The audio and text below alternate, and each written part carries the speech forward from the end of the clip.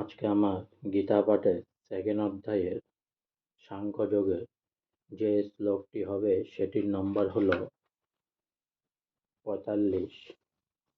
চলুন ৪৫ নম্বর শ্লোক গীতা পাঠের সেকেন্ড অধ্যায়ের সাংখ্যযোগে শুরু করার আগে একবার আমার সাথে আবার বলুন, হরে কৃষ্ণ কৃষ্ণ কৃষ্ণ হরে হরে, হরে রাম রাম রাম হরে হরে। চলুন ৪৫ নম্বর শ্লোক শুরু করি সেকেন্ড অধ্যায়ের গীতার সাংখ্যযোগে।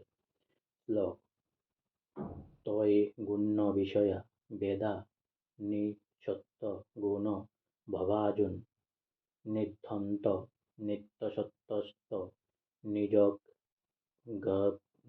নিজক্ষেপ আত্মবান।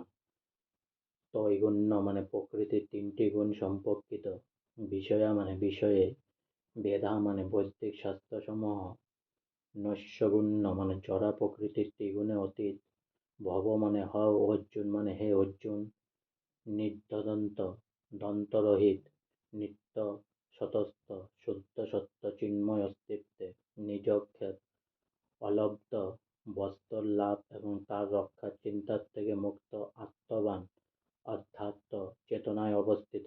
অনুবাদ: বেদে প্রধানত জড়া প্রকৃতির তিনটি গুণ সম্বন্ধে আলোচনা করা হয়েছে। হে অর্জুন, তুমি সেই গুণগুলিকে অতিক্রম করে নির্গুণ স্তরে অধিষ্ঠিত হও, সমস্ত দ্বন্দ্ব থেকে মুক্ত হও এবং লাভ, ক্ষতি ও আত্মরক্ষার দুশ্চিন্তার থেকে মুক্ত হয়ে অধ্যাত্ম চেতনায় অধিষ্ঠিত হও। তাৎপর্য: জড়া প্রকৃতির তিনটি গুণের প্রভাবে জড় জগতের প্রতিটি ক্রিয়ার প্রতিক্রিয়া দেখা যায়। এই প্রতিক্রিয়া বা কর্মফল জীবকে জড় জগতে বন্ধনে আবদ্ধ করে রাখে।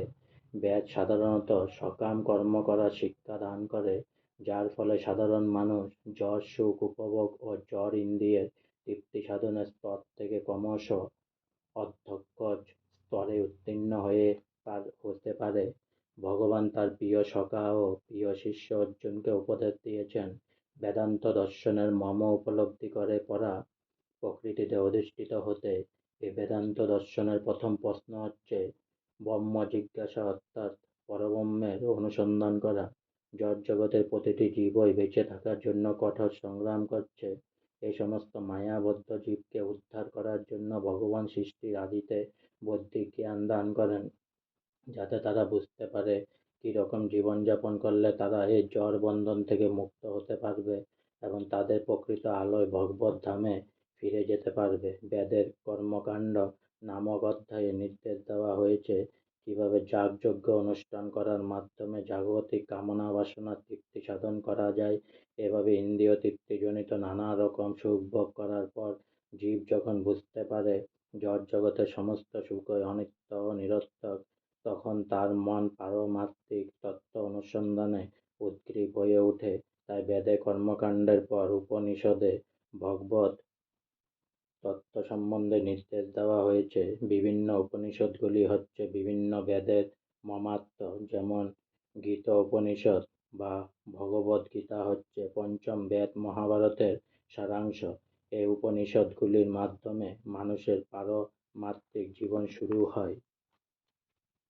যতক্ষণ আমাদের জড় দেহ আছে ততক্ষণ প্রকৃতির বিভিন্ন গুণের প্রভাবে আমাদের কর্ম করতে হয় এবং তার ফল ভোগ করতে হয়। এটিই হচ্ছে কর্মবন্ধন। কিন্তু অপ্রাকৃত জগতে উত্তীর্ণ হতে হলে এই যে সুখ দুঃখ শীত উষ্ণের দ্বন্দ্বভাব, তাতে অবিচলিত থেকে তার প্রভাব মুক্ত হতে হয় এবং তখন আর লাভ ক্ষতির বিচারবোধ থাকে না। মন তখন আর অনুশোচনা ও অহংকার দ্বারা বিমোহিত হয় না। এভাবে জড়বন্ধন থেকে মুক্ত হয়ে জীব যখন ভগবানের ইচ্ছার কাছে নিজেকে সম্পূর্ণভাবে সমর্পণ করে, তখনই সে পরা প্রকৃতিতে অধিষ্ঠিত হয়ে তার সৎ চিত্র ও আনন্দময় স্বরূপকে উপলব্ধি করতে পারে। আজকে আমার গীতা পাঠের সেকেন্ড অধ্যায়ের সাংখ্যযোগের ৪৫ নম্বর শ্লোক এখানেই সমাপ্ত হলো। তাই একবার বলুন, হরে কৃষ্ণ কৃষ্ণ কৃষ্ণ হরে হরে, হরে রাম রাম রাম হরে হরে। অনেক অনেক সাবস্ক্রাইব করুন, অনেক অনেক সাবস্ক্রাইব করুন, অনেক অনেক সাবস্ক্রাইব করুন, অনেক অনেক লাইক করুন প্লিজ।